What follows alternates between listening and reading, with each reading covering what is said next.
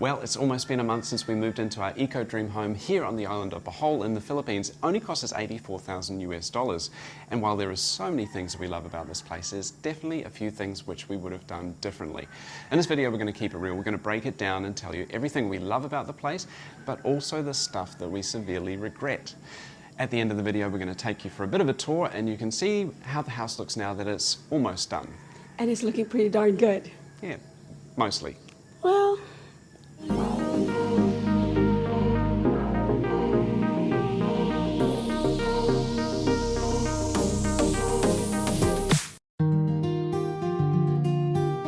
First thing we do in the morning is open everything up so the air can flow through, and it's quite a nice ritual. The next thing we do, of course, is coffee, and having a coffee on the terrace while we watch the cheeky roosters trying to get underneath our gate is such a pleasure. and sometimes when I walk out in the morning, I still have to pinch myself, looking at the ceiling, the greeneries, the sound of the morning music. It's amazing. One of the things we really love is this kitchen, and having this island is a real game changer. In fact, it's been April's dream to always have a kitchen with an island, and it's so functional. We have a cooktop here. We can sit here looking into the lounge area or looking outside while we're entertaining with people sitting here having a beverage, and everything is within reach. So we've got the coffee machine here. We have all our coffee equipment and coffee beans up in here.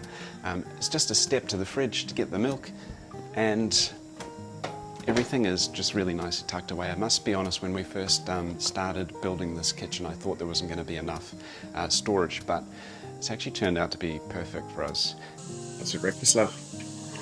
Or whatever we have in the pantry. And at the moment, we have some tomatoes, really good tomatoes, by the way, and eggs. So omelette will do. Sounds good to me. One thing we love is the size of the lot. It's 1,440 square meters, but it's just a perfect size for our house, veggie gardens, and we have a little bahai kubo in the back there, which is like a native hut. On the other side, we've got citrus trees, we have a mango tree, we've got jackfruit. We also have in the trench or the drainage, we're going to have tilapia, so we can eat tilapia. We don't need electricity because we have solar, and we have water storage. So if the whole world goes batshit crazy again, we'll be fine. And for me, this has to be my most favorite place in the house. Yeah, and for me too. I think anytime I come in here, any time of the day, I can smell the bamboo, the earth from outside. You can hear the insects, occasional dog barking and roosters, but it's such a pleasure to be in here.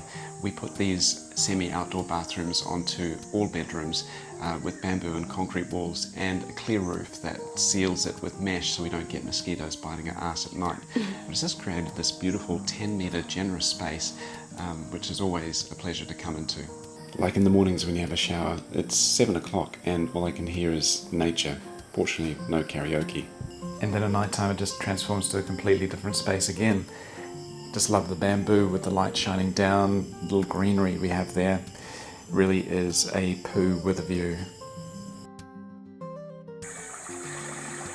This is perfect. And of course another thing we love is The pool.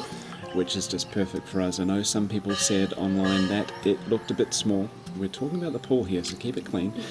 But it's just a perfect size for us. We could fit 6 friends in here quite easily. It's only 4.2 meters long by 2.4 meters wide, but you know, it's all you need to cool off in summer. Poser.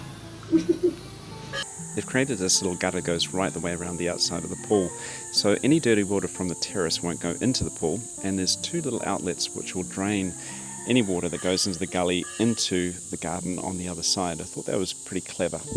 We love our hybrid solar system, and it's kind of a double-edged sword because I regret not adding more panels and an extra battery when we first installed it, but we love the fact that we can run the whole house now completely on solar with 2 10-kilowatt batteries, a 6-kilowatt inverter, and we have 8.8 kilowatts of panels on the roof, which comes in really handy on days like today where there's a scheduled 12-hour power out.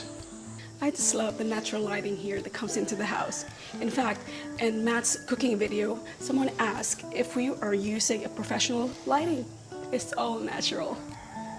One of the things we really love about the house is actually the location we chose to put it. And to be honest, before we bought the land, we had no idea what Corellia Bohol was like.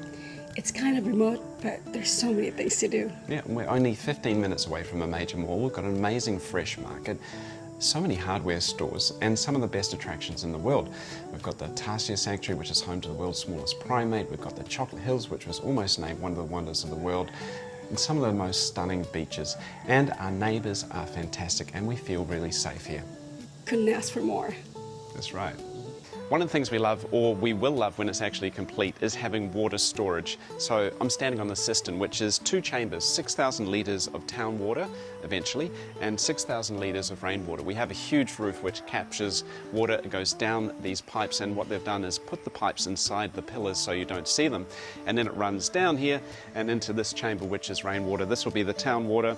And then if we do have any water outages, which does happen quite frequently here in the Philippines, we'll be fine for water for days. The main house has 2 20 square metre bedrooms with ensuite bathrooms, and then a guest house with 16 square metre bedroom with ensuite bathroom as well. But I just love the fact that we went with large 20 square metre bedrooms. It just feels so spacious. But when we came here when it was under construction, we looked around when nothing was in here and we went, gosh shit, it's going to be a bit small. Now the furniture's in here, we feel like it's very spacious. We have 3-metre ceilings, so we don't feel claustrophobic, and we can see out to the pool as well. Bit peckish. What's for lunch, love? Well, we got baked fish. We got it from the market today, fresh. Molmol. And some sauteed kangkong, also fresh from the market. Very fresh. One of our biggest regrets, and no, it's not moving into a place with 1 million roosters, because basically wherever you go in the Philippines is completely unavoidable, is a drainage issue which we inherited with the property. It's cost us 316,000 pesos to rectify so far. That was by digging trenches around the outside of the property and then putting rock walls. It's not quite done yet, but it has stopped the water pooling in the driveway so we can still access it. We've had a lot of rain over the last 5 days. I'll show you what it looked like. It is stinking hot today, and we have just had another huge downpour of rain, and we're just having a look at the drainage, and we actually have quite a few waterfalls coming from our neighbour's property. So because we're at the lowest point, I think we're gathering all the water from 2 different neighbours, and I'll show you what it looks like. As pretty as it might look, it's not great. It's been doing this for quite some time. The rain stopped about 20 minutes ago, and this is still trickling down and filling up our drainage. Now, had we known about the drainage issue, would it stopped us from buying the property? Probably not, but maybe we could have knocked them down in price a little bit. This next regret will give some of our viewers satisfaction by being able to comment below, I told you so. We moved in on April 25th and we were told, guaranteed by our architect builder, that the place would be ready. We did come the week before to check and everything looked good, and we booked the moving truck a month before. We should have, in hindsight, not booked the moving truck, come and done a final inspection, and then moved in. It's now a month on and the place is still a semi-building site, but hey, we've learned our lesson. One of the things we regret, and something which I really should have insisted on earlier, is using pre-laminated panels. For all the panels that you see in the kitchen and all the cabinetry work, they used plywood and then laminated or put an adhesive and put a laminate on the outside. The result has not been that great. Like here, this is coming off. A lot of the joins are not really that great. They should have just used laminated panels, cut them straight and joined them. It would have been much cleaner. I know they laminated the panels themselves to try and save us some money, but the result was not that great, and it took about 2 weeks extra. It really slowed down the process. And our biggest regret, well, I'm standing on it, it's the floors. We wanted to save money and we decided to go with an exposed polished aggregate concrete, which looked great, but some of the sand that they ordered was yellow and it had streaks of yellow. So to cover it up, Raymond decided to go with a rubberized paint to cover the floor white. Initially it looked great, except it didn't wear well. It scratched. It just was not going to be a long-term solution. So while we were away in Japan just recently, Raymond put an epoxy on the floor, and I don't think it had enough time to cure, and it's already pulling up. So we should have spent that money that we spent on polishing the floor and putting epoxy on the floor, putting tiles in the first place. I wish we had, but hey, hindsight's a wonderful thing.